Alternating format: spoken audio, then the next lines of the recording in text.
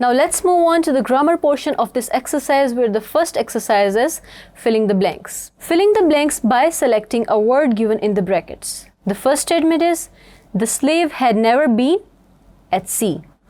The second statement is, the others tried to pacify him by kindness. A man does not realize the worth of safety. Fourth statement is, a boy was sent to a village to bring salt. Fifth statement is, the foundation of oppression was small in the world. Sixth statement is, the more the disease cured, the more it became painful. Seventh statement is, why do you laugh in such a position? Eighth statement is, the parents have agreed to get my blood shed for the trash of this world. Second last is, he will recover his health only through my slaying.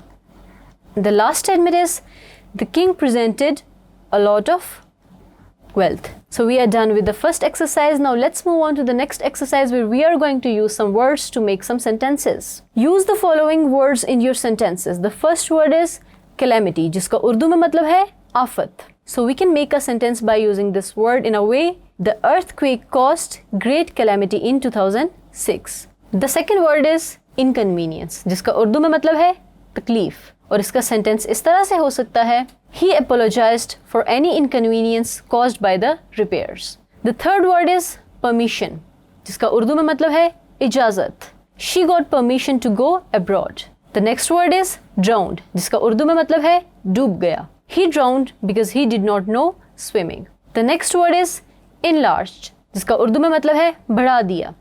Their circle of friends is enlarged. The last word is executioner, जिसका उर्दू में मतलब है जल्लाद. The executioner was ordered to slaughter the boy.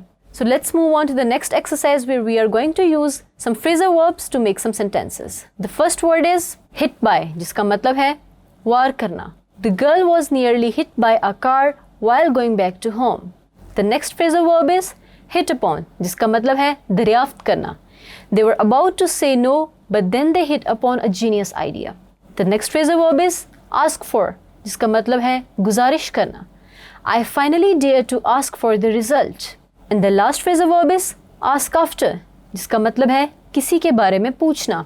She met Eliza and she asked after you. So we are done with the exercise related to phrasal verbs as well. Now let's move on to the next exercise, where we are going to discuss punctuation. Punctuate the following lines. If they fail, they are expected to bring the case before the Qazi to seek justice. But in the present case, the parents have agreed to get my blood shed for the trash of this world. So this is the first word we need to capitalize, I. If they fail, comma, they are expected to bring the case before the Qazi to seek justice, full stop. But in the present case, अब यहाँ से sentence start हो रहा है, तो फिर हमने B को capitalize करना है. But in the present case, comma, the parents have agreed to get my blood shed for the trash of this world.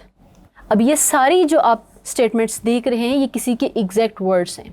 So we need to put these lines in quotation marks.